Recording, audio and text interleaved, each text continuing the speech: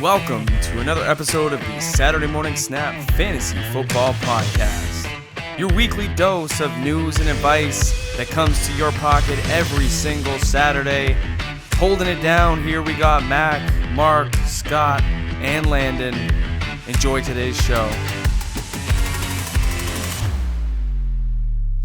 Hey, welcome back into the Saturday Morning Snap Fantasy Football Podcast. Yes, I'm back. Your host, Mack, is back in the building. Happy to be here. And just to give you guys a heads up, we're kicking it a little bit old school today. Episode 87. Got my main man, my right-hand guy since day one, Mr. Landon Monula. It's going to be fun, man. Just me and you, like old times. But we're going Week 19 divisional round preview. We got 4 really juicy matchups to get through going into Saturday and Sunday. So if you guys, wherever you guys are watching us or listening to us, we appreciate you. Thanks for being here. Make sure you keep hitting those likes, those subscribes, leave some comments, maybe do a rating and a review. Everything helps the show. So thank you so much for being here with us.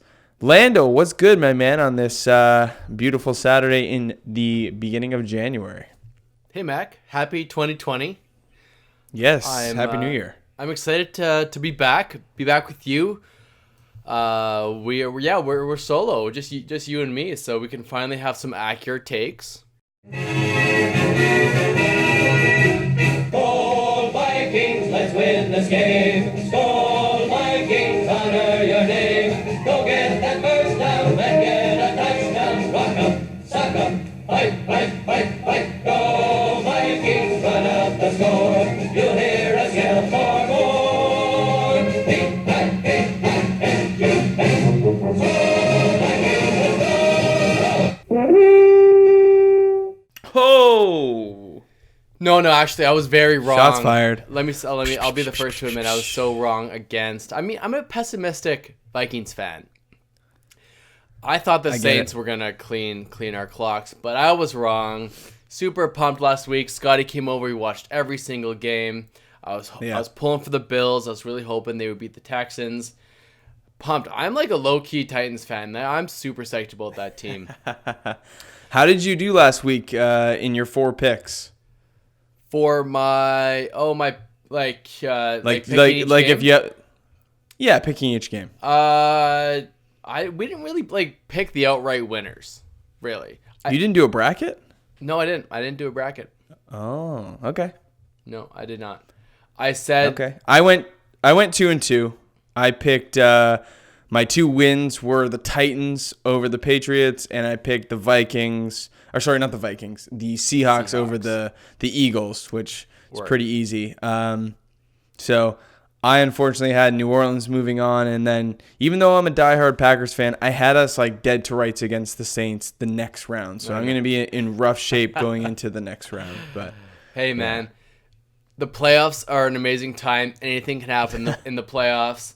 That narrative will be kind of portrayed over and over again if you listen to any kind of talk radio or us. So, but I'm excited to get into these divisional rounds. This is one of the best weekends in football. Hopefully, I will not be working too much so I can catch some football. But how's your NFL playoff challenge? Are you going to have a chance to be in our listener league next year? I might have to earn my way in. Looking at my team here, I took the all or nothing approach with my playoff challenge. I didn't get to showcase my team because I was away on vacation. Yes, you were.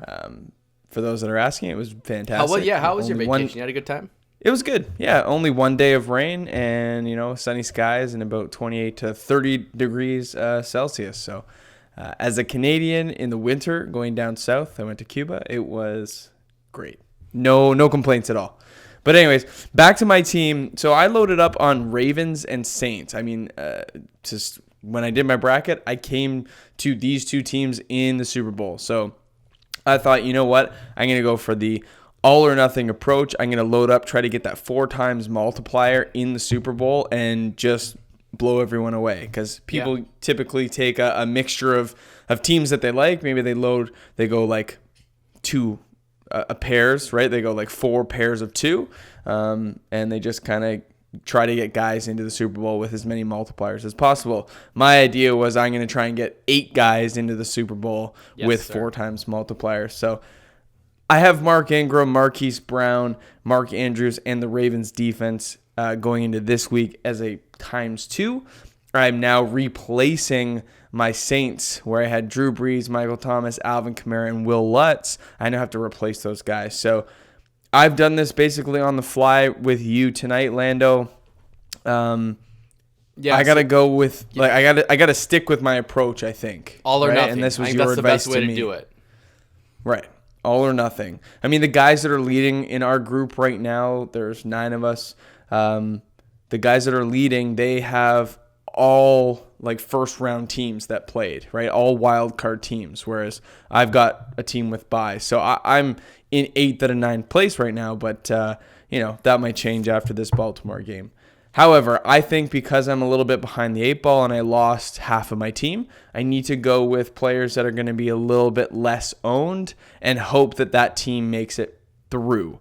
So I did what I should have done in the beginning and loaded up on Packers. I should have went with my heart, not with my head. So I've got Rodgers, Aaron Jones, Devontae Adams, and Mason Crosby filling out the other 4 slots. And hopefully the Ravens and Packers meet in the Super Bowl, and that's what's up. And that's what you basically need right now to win. So, now, isn't that's what I'm hoping Easy for. a Packers fan? I feel like his strategy is going to be similar to yours. Yeah, he is, and we talked about it, and we both kind of said, like, wanted to go with my heart, but I just couldn't. Like, you look at that Saints team all year with how good Drew Brees was playing after he returned. I know. They were averaging like 30 points a game. I feel you. How do you not go with that team? The only saving grace would be that New Orleans would be on the road in Lambeau. But even then, I still had to edge out the Saints. But, crazy game from Minnesota coming back, getting that dub. Congrats to them, man. That's a huge win. Absolutely. So, I pretty much kind of did the same thing as you. I'm going Devontae Adams. I don't remember who else. We'll talk about it. I don't want to give away all my secrets. I still got to win this thing. All right. I'm happy to give away mine. Because when people listen to this, it's probably going to be too late, and the contest will already be live. So that's it. Yeah. So should we talk about the divisional weekend there, Mackenzie? Got a big one. I wanted to get your thoughts really briefly, just like your gut reaction. We've got some head coaching news. So 2 stories come out earlier in the week, albeit, again, we're recording on a Wednesday evening here. It'll be released to you on Saturday. Ron Rivera got the job in Washington. Yes. As well as Mike McCarthy with the Packers, or not with the Packers. I thank the Lord he's not. Mike McCarthy with the Cowboys. With the Cowboys. So what's your gut reaction? How it might affect players, the systems they bring. What do you think? Gut reaction, Rivera. I think that's a good hire for the Redskins. I agree. That whole organization has been in really tough times, and I think Rivera could bring that hard-nosed, old-school attitude to that team, coaching up Haskins, see what happens with Geis. But overall, I think that should be good for the growth of that team. I think they deserve to come back and do well. They've got a lot of, I think, like, to your point, they got a lot of young, moldable players in Haskins, McLaurin, Geis, Kelvin Harmon. So there's lots to work with in terms of youth and talent. Definitely. Ron Rivera is definitely the guy. I think he's a great head coach, and really, I don't know if you want to say unfairly let go, but he certainly didn't have a lot to work with this year other than Christian McCaffrey. And similar to why Garrett left, is both teams had playoff aspirations and did not live up to what they had. Did Jason Garrett actually leave, or we're not sure? I don't think he's left the facility yet.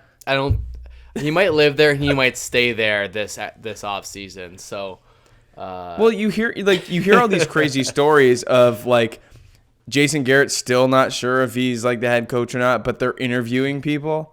And they ask him like, okay, like I think it's time that we like move on. And he's like, I don't know, like how about we give it one more chance? And like now, like Jerry Jones is contemplating like maybe I should. Like it just felt, the stories that were coming out from the media just felt so funny. The whole thing reminded me of that episode in The Office when Robert California and Nellie are sitting in the office, and she's like walked into Andy's office when he's down in Florida trying to get Aaron, and Nellie takes his job, and he comes back and he's like, well, like, no. And he's like, no, like, Andy, I think that we're going to let Nellie be the manager. And he's like, nope. Nope. He's like, That's Andrew, exactly if you say what that it one was more time, like you're fired. in Dallas. But yeah, guy just like was refusing to give up his job. Yeah. The media, the fans, everyone was calling for his head, and it was time. However, Oh yeah, I am not. I mean, you for number one. I have all the Mike McCarthy experience I need. Yeah, I don't like this at all for the team and for Dallas, but they have so much talent, and I think this offseason. So just a note for everyone listening that we're gonna go through this offseason, all the coaching hires, all the player changes that happened, and we'll kind of wrap that up in a couple episodes to kind of tie it. There's going to be more changes too, right? Exactly. We'll do it close to the season, how it impacts, because a lot of times we see players struggle out of the gate with new coaches. We've seen players struggle out of the gate with new teams. It's not necessarily always good, but I think we're going to hear a lot of the narrative of Amari Cooper being the Devontae Adams, right? Being that number one overall wide receiver. So I think, and that's a caveat, if Amari Cooper stays in Dallas, I think he will. Right. They'll find a way to pay him. But they think it's going to be really good for him, and the big question mark is going to be around Zeke, because you guys haven't had a good running back, I guess, since Eddie Lacy in the McCarthy era. Right. And like let's be very generous with that good running back with Eddie Lacy. I remember buying into Eddie Lacy when he was the number one fantasy pick, and I got torched. Yeah. I'm talking level 3 burns that have not healed. They are permanent scar tissue. Yeah. Gut reaction for me with McCarthy as coach of the Cowboys. Secretly, I love it because I don't think they're going to be successful with this team, and I love to rag on Cowboys fans. One of my best friends is a Cowboys fan. Shout out to Taylor. He's not even thrilled about it. So, I mean, there are some parallels. He'll have Randall Cobb to work with. That was a joke. No, I think if you're looking at the differences between Jason Garrett and Mike McCarthy, there are several, but from a personality standpoint, I mean, Jason Garrett was always a very positive, optimistic guy, which is great. But when the going gets tough, you need a guy that's going to fire you up. And I don't know if Jason Garrett was the best guy to get the most out of his players or to give people a kick in the butt when they needed it, light a fire under some people. Mike McCarthy will do that. He is angry. He is a hard-nosed guy, a blue-collar guy. He will chase refs down on the sidelines. He'll yell at players. He'll basically do what's needed to get guys fired up. So from a personality standpoint, I think it's a good change because that's maybe what Jerry Jones wanted. On the opposite side of the ball, I think that Mike McCarthy is not a very innovative head coach. I mean, his system got very stale, very dry in Green Bay. They won the Super Bowl in 2010, and we really didn't see much change to McCarthy's West Coast system in his remaining tenure there. And Aaron Rodgers got tired of it, and their relationship kind of crumbled. So yeah, it's going to be interesting to see what McCarthy brings in. He says he's into analytics. He says he's learned about them and he's using them, and I don't know if I buy it. But it'll be really interesting to see what he does with Zeke. To your point, he hasn't had a running back of Zeke's caliber, and he's going to need to be featured. So I think that's going to be his biggest challenge, is trying to figure out how he's going to fit more of a run game into his system with a ultimately more mobile quarterback than what Rodgers was. Right.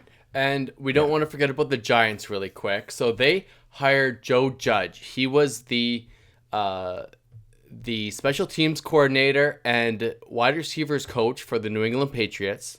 Another one of Belichick's disciples gets I was going to say, shocker that another New England coach gets a job. Yep. He was also he coached under Nick Saban as well for Alabama. So Saban came out, had glowing praises for Joe Judge.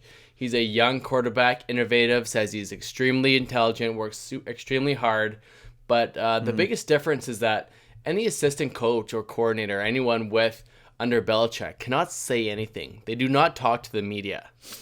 So now coming into a head coaching job with the Giants, that might be a bit of a culture shock. Not to say he can't do it, but it's going to be very new in the Big Apple in New York, talking to the media. And apparently being a head coach in the NFL is one of the worst jobs you could have, because everything comes on you, and it's a 24-hour gig, and maybe he's prepared enough for that. But it's going to be a lot of question marks, and I think it's going to be another offseason where everyone's excited about the Giants. So, Mackenzie, if I get that way, stop me, please. I mean, man, being a head coach for the Giants is a tough gig. I mean, once Tom Coughlin was out the door, who he just got canned as the GM for the Jags. Yep. I mean, you think about the guys that have been at the forefront for the Giants since Coughlin. Ben McAdoo, that wasn't successful. What did he last 2 years? Then you got Steve Spagnuolo, right? Yeah, Pat Shurmur. I don't know. Pat Shurmur, 2 years. I think Steve Spagnuolo was 1 year. So you got three guys that have been in and out of the head coaching position with not a lot of success. And I don't know if Pat Shurmur was, really at fault. No. If he should have been let go. I don't really mind him as a head coach.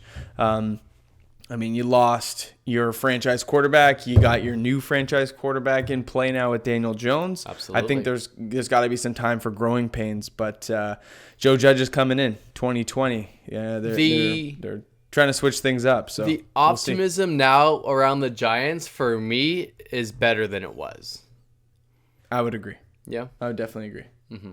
So, anyways, let's get rolling on some of these divisional games. They are going to be fantastic. I'm super fired up for them. I kind of want to kick this one off with the Green Bay-Seattle game, which is the last game of the weekend. It is the Sunday game at 6:40 Eastern Standard Time. So a little bit of a different setup this weekend with the times. We're not going 1 o'clock, 4 o'clock. We're going 3 o'clock, 6 o'clock. That's correct. I'm excited to talk to you personally about this one. For me, as a Vikings fan, I was not optimistic last week. Now you get to be that guy, and I get to see your real reaction about this game against Seattle. Hit me with your best shot, pal. All right, Mackenzie. We've got Seattle visiting Green Bay. I think this is a great matchup. We have two of the most veteran quarterbacks facing off in the divisional playoffs. I guess you could say remaining in the playoffs. Yeah, it's too bad kind of that they have to meet now, because these are the most tenured. They both have a Super Bowl ring. Beast mode Marshawn Lynch is back in action. And it should be a lot of fun. They're playing outdoors in Green Bay. There's nothing better than a nice snowy day in Green Bay in the playoffs. So agreed. Green Bay is favored by 4, and 64% of the public is on Seattle to win this game. How do you feel about that, my man? Well, I think that every now and then the public makes uneducated decisions, and they would be quite false to be putting their money on the Seahawks. No, look, I think this matchup is going to be great. I mean, historically, in the Rodgers-Wilson era, they've had some barn burners. I mean, I think back to the NFC Championship game that featured a fake punt for a touchdown. John Ryan, Canadian boy, tosses in a fake punt for a touchdown. And then we had the onside kick that was intended to go to Jordy Nelson, botched by Brandon Bostic, fumbled and recovered. Seattle goes on to win that game. Huge comeback. So, I mean, that was a thriller. Good game. The stats from Rodgers and Wilson weren't great in that game. I think Rodgers was sub 200 yards, and Russell Wilson had like 3 or 4 picks. So that hopefully we get a little bit better quarterback play this time. I mean, depending on the weather, I haven't looked at the forecast for Green Bay, and it's sometimes not even that accurate until you look closer to the day. But I mean, you and I could talk for literally the rest of the evening into the wee morning about this game, but we got to cut it down. So, of course, is this game? Let's give the people the nuggets. The nuggets. So home road splits for these quarterbacks. Both are excellent at home. I think the last 5 home playoff games for Russell Wilson, they've won, and they're 2-0, and right? Russell's 2-3 on the road, so nothing crazy. And then for Raji, he's 3 wins at home and two losses on the road. So they're not 9-7 home road splits. Does that make sense? Yeah, 9-7 in the playoffs. Rodgers is for his career. They're 3-2 when hosting a playoff game, like at Lambeau in Rodgers' career. You got it. Sorry, I'm making it more complicated than it has to be. I got you. To be fair, so the Seahawks, different conditions out there on the West Coast, but their stadium is open concept as well. So both are fairly good in the elements, I would say. So just as a looking into the forecast as of right now, Sunday in Green Bay is a mix of sun and clouds, -5 degrees Celsius, feels like -8. Precipitation is at 20%, so probably no snow. 16 kilometer per hour winds, so you're looking at about 10 miles an hour, and wind gusts up to 24. So it's gonna be a little bit of a nicer day. Yeah, nothing that'll affect anyone, I don't think. No. So if this was like a frigid, cold game, I think it really lends to the Packers. But there's some interesting things to talk about here. I mean, I think the reason why the public is betting a lot of Seattle +4 right now is for 2 reasons. One, I think a large majority of that 60, what'd you say it was? 60%? 64%. 64%. I think a large number of those people actually believe that the Seahawks can win. And then there's a small percentage of them that maybe think that Seattle can, keep this within a field goal. Cover, I think if this was a 2.5 point line, maybe a different story, or even 3 flat, you might get a lot of people pushing the needle the other way. But I think the game could very well be that close. There are some huge differences between these teams, from when the last time they played. Most notably, the Green Bay run game is on a whole nother level. Aaron Jones and Jamal Williams are far superior to the production that Eddie Lacy and James Starks put up in their last playoff matchup. Well, of course. And then there's Marshawn Lynch. He is a very constant piece, apparently, but I don't think Beast Mode is what Beast Mode was. He's not. If Chris Carson and Rashad Penny are both active in this game, it'd be fun. Marshawn Lynch isn't there, but I would, I think it'd be a pick 'em for me. It'd be a lot closer. So having those guys out, having Travis Homer be the change of pace back, and Marshawn Lynch be the punch you in the mouth kind of guy, I lend a little bit more towards the Green Bay run game. So now you picked up on something about the Seattle defense and the Green Bay defense from last time they played, correct? I don't remember what I was. So last time they played, that Seattle defense was insane. They had a ton of good players, and I think Kendricks, is he out? I think last time he got hurt in that last game, so I'm not sure if he's gonna play. For me, the biggest thing I like, especially in the playoffs, I want everyone to be healthy, and it's too bad that there are injuries in football. Obviously, it's a part of the game. But what I was gonna say when we were talking about 64% of the public is betting on Seattle, and I do think that's a lot to do with recency bias. Correct. If the scripts were flipped and Seattle had a bye, and Green Bay came out, and I guarantee they would have put a better licking on Philadelphia. Seattle made it look hard against backups. So it wasn't the greatest of games either. I mean, it's a 17-9 game. Carson Wentz goes out in the first quarter. Josh McCown is carrying the load for them.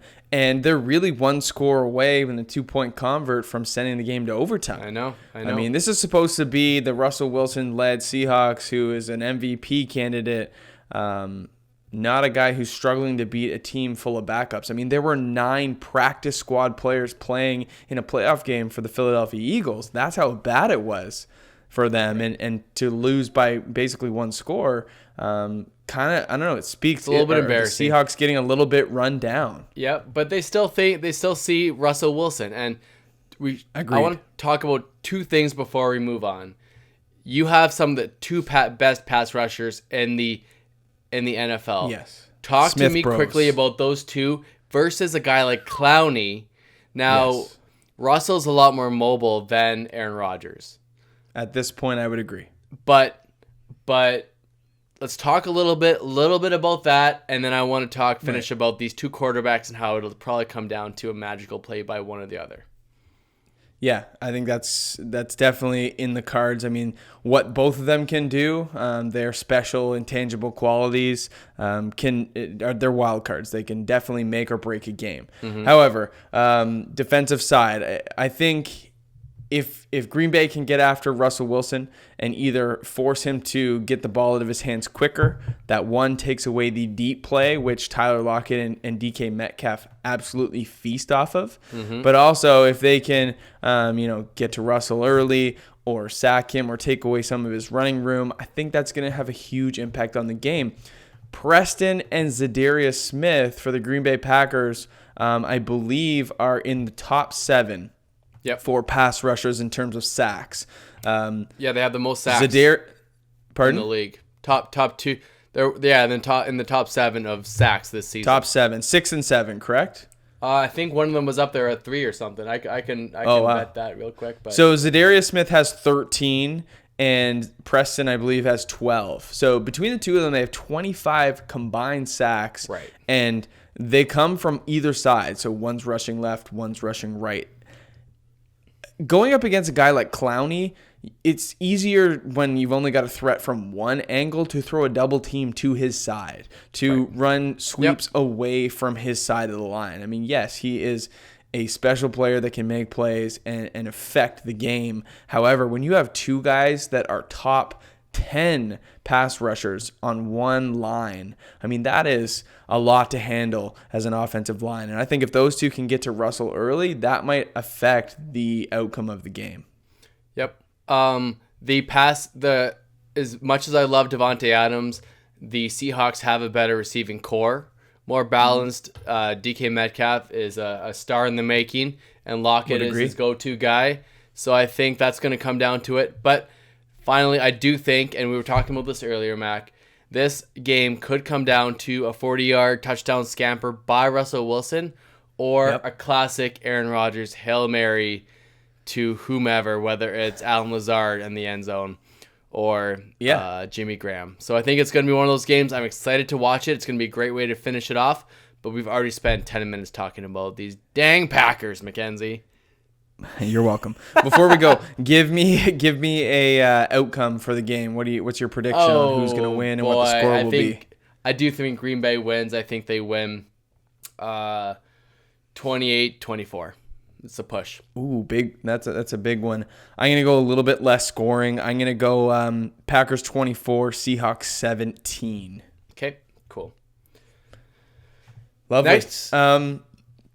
Let's go down to our second favorite team each. I put a tweet out before the playoffs started. It was which of the playoff teams do you want to cheer for the most, down to the worst. And Green Bay was obviously number 1 for me, but in at number 2 was the Tennessee Titans. Oh, well, I mean, we have 2 Minnesota fans on this podcast, but I understand. Titans are the new thing, man. There you go. All right. So we got the Tennessee Titans. Yeah, they're going to Baltimore, as everyone knew.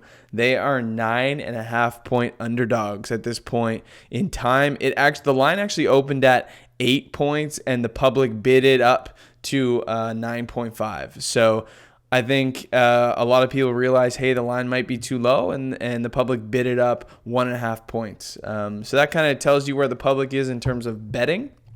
But there is a certain notable as of right now, and you'll have to monitor that if you are playing daily fantasy or even our playoff challenge. Mark Ingram right now is questionable with a calf injury. Lando, do you know anything extra about this injury, or he's been held out 2 of the past practices? He's day to day. I don't see him missing this game. It could be limited. If you're playing daily fantasy on DraftKings, I might pivot. I would personally be excited to see a guy like Justice Hill get more of a workload, but I think it's going to be Gus Edwards who will take the reins in Baltimore. I love how you took a little, in our group chat, you took a little victory lap on Justice Hill scoring a touchdown in Week 17. In Week 17? Oh, yeah. Let's go, baby. It never ends with you, eh? Never ends. I'm taking Justice Hill to the grave. He's going to be my guy. Plant your flag on one of 40 rookies, and maybe one of them will hit. One of them will hit, yeah. You're doing well this year, though. But I really like this matchup. We have a few stat nuggets here where Tennessee's defense is very good against the run. They've been one of the best all season against the run, and Baltimore, that's their specialty. So I think it's going to be on the arm of Lamar Jackson, especially with this Mark Ingram injury. It's hard to say what's going to happen, but we do know Gus Edwards is a very capable backup, right? Right. Now, on the Baltimore side, they actually have let up some so their defense has been amazing. Marcus Peters has been unbelievable. I wouldn't be surprised. He's been so shut down since he came over. It's amazing. Difference maker. These corners, I mean, they're shut down. Being a shutdown corner, that does not last long in the NFL anymore. You need to be young and fast, but it's also about their confidence. And I think coming to Baltimore, Marcus Peters has that confidence. He's got that swagger. That whole team brings him in, and he's been lights out.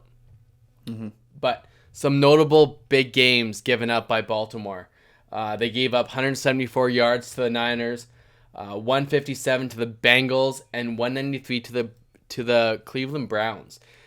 Ooh. Besides the Niners, those teams are not known for their running game. So the narrative of Derrick Henry keeping on this absolute tear he's been going on is not out of the realm of possibility.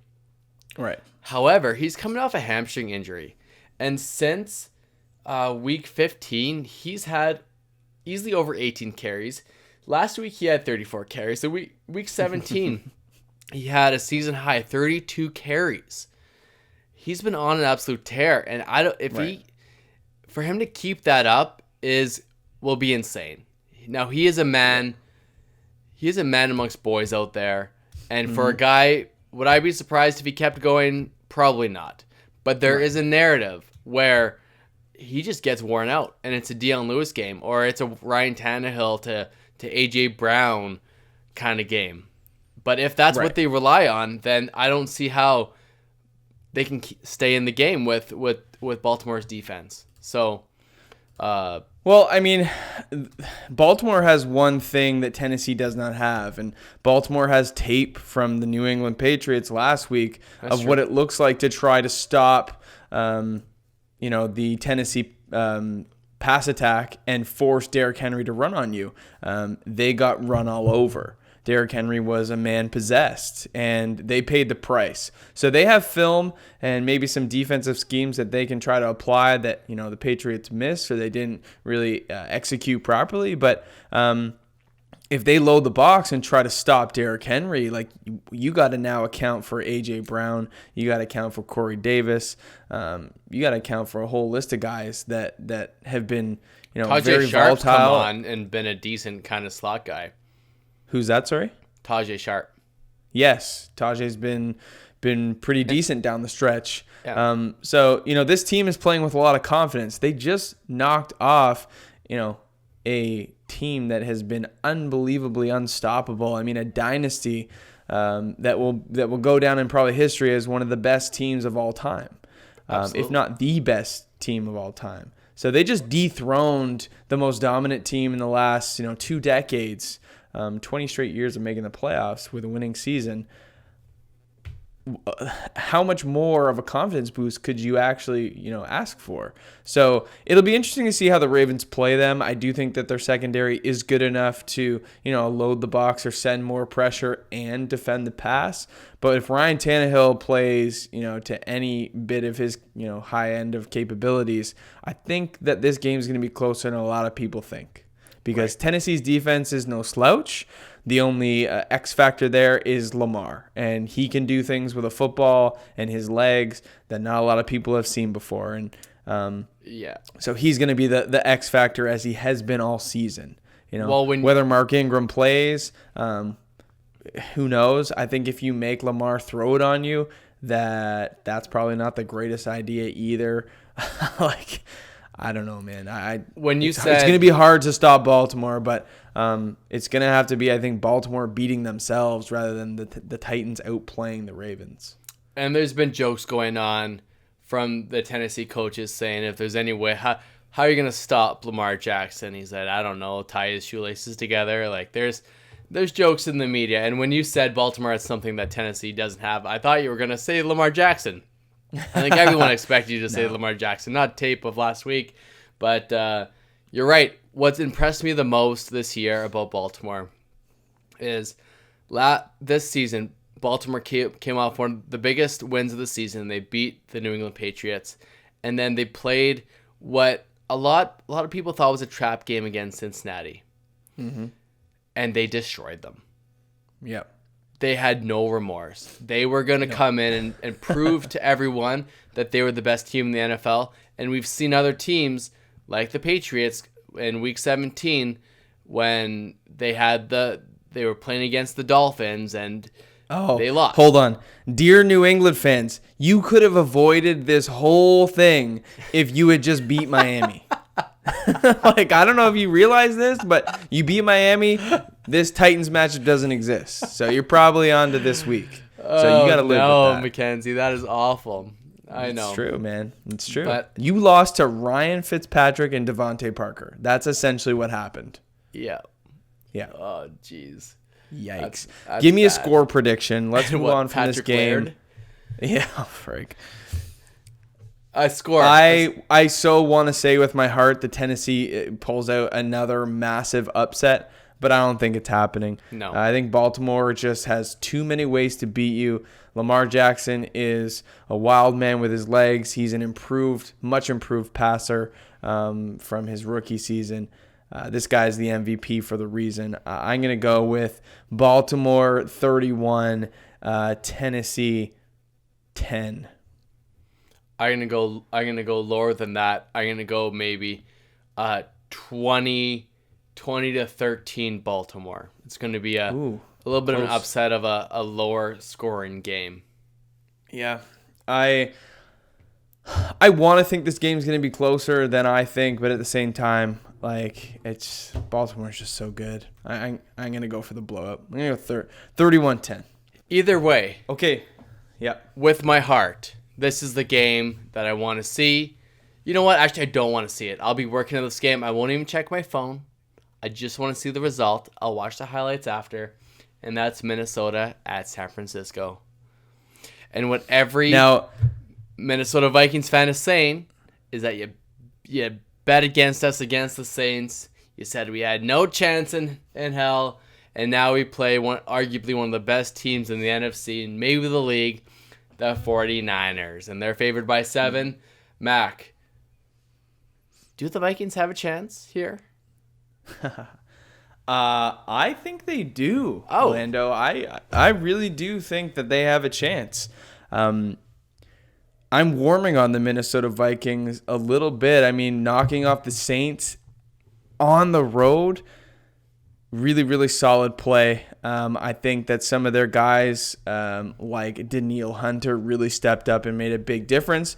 I think Dalvin Cook being healthy is an absolute X factor. And Kirk Cousins looked pretty darn solid. I mean, statistically, he's always been a very productive guy, throwing for anywhere between 400 to 4,500 yards a season. And this year was no different. And this year was no different. It was a typical Kirk Cousins seasons, but he's been a very good game manager. He's been safe when you need him. He's made good decisions, and he's made the big plays when it mattered. And I've been super impressed. Nice to see Adam Thielen have a good game. I was maybe expecting this to be a Diggs week because Thielen hasn't been doing much, but then Thielen goes off for a big game. I can't remember what it was, but it was 100+ yards, and I think it was 7 receptions. So good to see him have a good game. I think Minnesota brings a lot to the table. And yes, this San Francisco defense is potent. It has been good at times, but let's not also forget the fact that they gave up 45 to the Saints. I know. They just happened to score 48 that game and get a W. So they have been made to look very human at times too. So I don't know what to believe about the San Francisco defense. And I think even if they beat the Niners, I think the Vikings are still going to be the underdog. Whomever wins Seahawks-Packers game, they're going to be one of those teams where people can pick them apart. And what I like about the Vikings is that they are very self-aware. They know what happened last year. Or the year before, last time they beat in the Minneapolis Miracle. And they came out the next week against the Eagles just flat. Scored 6 points. And that's the first thing Zimmer said after the game. They said this win feels great, but remember what happened last year. We played like crap the week after in the divisional matchups. Let's not do that again. Let's not let that happen again. And Kirk Cousins, you like that now? You like that now? You see the tweet you were tagged in? I think it was from Eric. Or was it you or Scott? I think it was Scott, actually, that was tagged in it. Oh, yeah. Yeah, he had tweeted that GIF of Kirk Cousins pointing at the camera. You like that? Yeah. After so the good, Vikings so won. Good. So, for one thing, Thielen had 129 last week for 7 receptions for 129. And I do 7 think for 129, yeah. he is a game changer for them. He makes that passing attack really good. It's hard to rely on him and Dalvin Cook, man. Him and Dalvin Cook. Yep. The one thing, and I keep saying this to all my friends, and people want to talk to me about football, is that when Dalvin Cook got met by anyone, the tackler, he stopped dead in his tracks. That shoulder injury, even though he's a great runner and he's got wheels, he's very talented, but when he gets met by a tackler, he stops dead. He stopped right on the goal line. I didn't think that touchdown was in. I didn't think he crossed the goal line. And he's not like him and Derrick Henry couldn't be any different in that aspect. Where they like other running backs, even Aaron Jones, they fall forward. They get that extra yard and a half. But Dalvin Cook, I think it's got to be the shoulder injury. It'll be interesting to watch against San Francisco. Yeah, it's a funny injury. I mean, I've read what Pro Football Doc has said about the SC joint sprain. He says that it is something that can, be played through, and really the pain doesn't exist unless there is, a re-injuring or a worsening of the area. So, I mean, he can run, he can move. Like his mobility with the shoulder is still good. I mean, it's not perfect, it's not 100%, but he's able to move without pain. But when you get contact on the area and there's a worsening blow, it is extremely painful. I can imagine how painful that is. So if I see him truck someone and keep moving forward, I'll be extremely impressed. And honestly, having Madison back, he's a good change of pace guy that is like a Dalvin Cook clone. And that's why I think that Madison is used on the goal line as well. Right. Is that he can do that. He can bull forward and get in, where Dalvin is talented as he is, and they might switch players. But going back to that Dalvin Cook touchdown last week, like, how is it that we live in this multi-billion-dollar sport, yet we don't have a goal line camera? I don't know. From There above. needs to be something else to determine. What bugs me the most is these refs having other jobs. The accountants, the salespeople, the lawyers, all kinds of people that have a career, yet they're NFL and this multi-billion-dollar industry. We're relying on them. Yeah, I don't want to waste any more time talking about the Kyle Rudolph thing, but no. We can talk about San Francisco, though. I thought that play should have got another look. Yep. Personally, whether it changed the outcome or not, who cares? But you got the replay, and we've been trying to use it more. Why not at least have a second look other than a 20-second watch of the replay? But anyways, Saints fans on the Saints San Francisco side of the holy San Francisco, man. I think if there's this team is great. Very balanced. You got an emerging wide receiver in Deebo Samuel. Absolutely. Emmanuel Sanders is a veteran talent that's giving this team a lot of confidence and a lot of versatility. I mean, this guy can go deep. He can work the slot. He can even throw touchdowns. Yes, sir. So Emmanuel Sanders can literally do it all for you, and he's done a really good job acclimatizing to this new system with Kyle Shanahan. The only weakness of this team, to me, is Jimmy Garoppolo. And it's the unknown of Jimmy. We don't know if he's going to be good in the playoffs, right? Right. I mean, this is Jimmy Garoppolo's first time at bat, and he's doing it with a really great team in front of him. Mm-hmm. I just don't know, like you said, the unknown. I just don't know what to expect from him. Yeah. Kirk's shown that he can do it. Shanahan's Kirk's got a solid team. The Shanahan-Zimmer matchup's going to be great. It's the San Francisco defense is fast. That pass rush is going to give Kirk Cousins nightmares. I think it's going to be a very interesting, really good matchup. I can't wait to watch the highlights on it.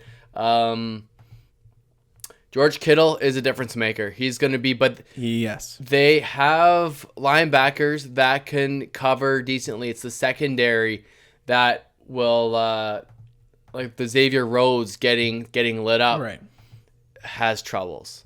So, yeah, we'll see. Not that a linebacker can even cover George Kittle. That, to be fair, that's very hard to do as it is. So it's going to be a fun matchup. If it comes down to Kirk Cousins or Jimmy Garoppolo, I mean, it could be. Is it complete opposite than the Aaron Rodgers and Russell Wilson matchup? Like, it's pretty much it's who does the least harm to their team. Yeah, and yeah.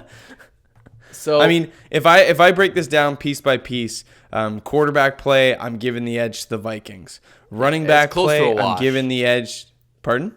I think it's close to a wash. Quarterback. I'm gonna give the edge to Kirk. Okay. That's how I feel. Running backs, I'm gonna give the edge to the Vikings still. Dalvin Cook, Madison, they are a special 1-2 punch. Mm-hmm.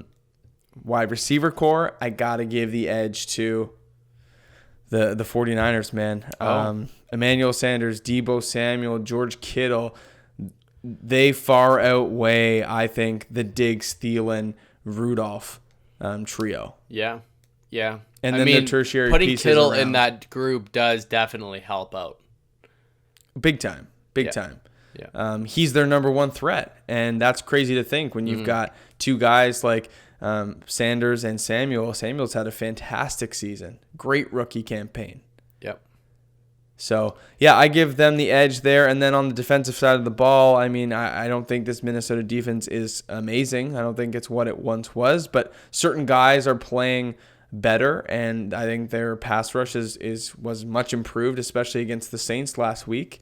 They were forcing Drew Brees to get the ball out quick, and that's typically what he's good at, but he really struggled to do that last week. So I like their chance on that side of the ball defensively. However, I think that if you look at them in terms of, rush and secondary, I got to give the edge to the 49ers. So this game is going to be very, very close. So what do you think the score is going to be? And who's going to win? This, I see a lot of field goals in this game. Okay. Not a whole lot of scoring. But I'm going to say that Minnesota actually comes up with the massive upset. They're going to win 21-17. 21-17. 21-17. All right. I'll go with a 17-14 win for Minnesota as well. 17-14. There you go. 17-14. Love it. Houston at Kansas City. Now, I wanted to bring up a funny little stat here before we head into this game. So if you look at the AFC versus the NFC in total money spent on the quarterbacks, do you have any guesses as to what that potentially looks like? Oh, my gosh. So we've got on the AFC side of the ball, we got Pat Mahomes, Deshaun Watson, Ryan Tannehill, and Lamar Jackson. Yeah. What are their combined salaries worth? Like probably like $10 to $17 million. $12.5 million. Yeah. So you got three guys on rookie deals, and you got Ryan Tannehill at the end of his career, making some hay. Yeah. Probably going to get paid more in the near future. But those four quarterbacks are making 12.5. Yeah. What do Russell Wilson, Aaron Rodgers, Kirk Cousins, and oh my gosh, who am I missing? Jimmy Garoppolo make? $120 million. It is. Let me just vet that. I forgot the number off the top of my head. It is $105 million. Oh my god, that's so good. That's so good. It's 105. So we've got Jimmy G at 20, Russell at 26.3, Kirk at 29, and Rodgers at 29.7. Yep. That and arguably the best. Which side has the better quarterback talent? The best quarterbacks in the league are in the AFC. Yeah, probably the best 3 out of the 4. Yep, and 3 of them are playing off this weekend. Yes. So anyways, fun matchup. This is a great game. Yeah. Houston is traveling to Kansas City. They are 9.5 point underdogs. I think it's no surprise that Kansas City is favored by this much at home. No. And you have some interesting points to support that. So, I mean, this has a feel of what could be a blowout. Kansas City could easily blow out. But what I love about this game and a lot of these games is that both teams have a chance to put points on the board. And I love watching Deshaun Watson oh man, he looked like comeback. a superhero last week. Yeah, for him to dodge those 2 defenders from Buffalo, he should have been cut in half. Dodge. Jeez Louise. Yeah, no. The dude took 2 hits and magically stayed on his feet and then threw a strike. Unbelievable. So yeah. I love watching Deshaun Watson, especially play comeback, come from behind. That's a fun. If Will Fuller plays, that would be even better. But anyways, Andy Reid. It's Andy Reid. Last time they played in October, Houston actually won 31-24. 31-24. Yeah. But Andy Reid After a bye, in general, is 22-3. In the playoffs, he's 5-0. Regular season, he was 17-3. Andy Reid is very much like Belichick. And after he sees your team, if I had a house, I would bet it on Kansas City. But to be fair, he's going full out 1980s operation. He's dissecting you. If I bet my house, I would have lost it last week on the Vikings-Saints game, so it would have been already gone. True. Right. But that being said, Andy Reid does amazing things, and he's got Pat Mahomes, he's got Tyreek Hill fully healthy. Damian Williams has been looking actually pretty darn good. They've been saving LaShawn McCoy. It's amazing, these old running backs, by the way, that are still playing the game of football. Anyway, Damian Williams truthers, it is your time to shine. You looked like idiots the whole year, but I guarantee you're coming back out of the woodworks to, grab this man from the depths and raise him back up as if he was Jesus returning. I can't wait for him to be a 3rd-round pick next year. Everyone's projecting them to take like a DeAndre Swift, Chuba Hubbard, all these guys. They don't draft anyone. We're like, I guess we're taking Damian Williams again. Why not? Yeah, Damian Williams. Anyways. Is Kareem Hunt available? Oh, they would. Imagine if they had Kareem Hunt right now. Oh, my God. They'd be favored by 17. Anyways. Kansas City's defense is underrated for what they are. But there is a narrative of J.J. Watt being back. He was a huge difference maker in that game. He's one of the best pass rushers. He was a man possessed. He was playing like he was in his prime, not coming off a torn pec. Torn pec. Yeah. Holy, that guy was something else. So I love that both of these teams have difference makers. Both quarterbacks are amazing. Both wide receiving cores are amazing. The defenses are mediocre. They'll still give up points. This is going to be a shootout. I don't even know what the over is. I would take the over. But Mac, this should be a fun game. Do you have anything to finish up on this game before we give our bets on who's going to win, or did I pretty much just my excitement just cover it all? Yeah, you kind of mic dropped it. I think if anything is to be said, Deshaun Watson has shown on multiple occasions that he just has the X factor, and sometimes it doesn't matter if you throw 2 guys at him from different angles and both hit him. He will stay on his feet and make a play. Mm-hmm. With that being said, DeAndre Hopkins was basically non-existent for the first half of last week's game. Yep. He did have a little bit of a better second half, but really not enough to be a huge difference maker. I mean, Deshaun Watson was the difference maker, running in touchdowns, making plays on his feet, finding guys on broken plays. I mean, it was the Deshaun Watson show. Defensively, Houston is a liability, and they can be thrown on, and I just don't think they have enough to cover guys like Tyreek Hill and Travis Kelce and McCole Hardman and Demarcus Robinson and Sammy Watkins. Don't even say say his name. I said it. Watch, this is going to be the week where Sammy Watkins is like, oh, remember me from week 1 when I tossed up 198 yards and 3 touchdowns? I didn't want you to say his name. I had to. I'm sorry. I said everybody's name before him. I said DeMarcus Robinson and McCole Hardman. I know. Yeah. But, that's the thing. These guys have, the Kansas City Chiefs have guys like Sammy Watkins that they are not even utilizing in their offense. Yeah. Because everybody else is just playing that much better. So, I just think there's so much that Mahomes can do. And if Damian Williams decides to, pick up on his Week 17 clip and pick up where he left off, how in the world is Houston going to either outscore Kansas City because they're not going to be able to stop them or get turnovers? I just don't see it. J.J. Watt can't play well enough to make up for the lack of secondary, so I just don't think there's any way that they can stop them or outscore them. So I think this is Kansas City by a landslide, and I would actually take the 9.5 points for Kansas City. Cool. Yeah, me too. I'm taking Kansas City win. I think it's going to be a 38-21 victory. This is a little revenge game for Andy Reid, losing to Bill O'Brien 31-24 in the beginning of the year. He's got tape. He's got an extra week to prepare. He's 22-3, coming off of a bye week, and he's 5-0 in the playoffs after having a bye. So dude is good at what he does. Take it to the bank.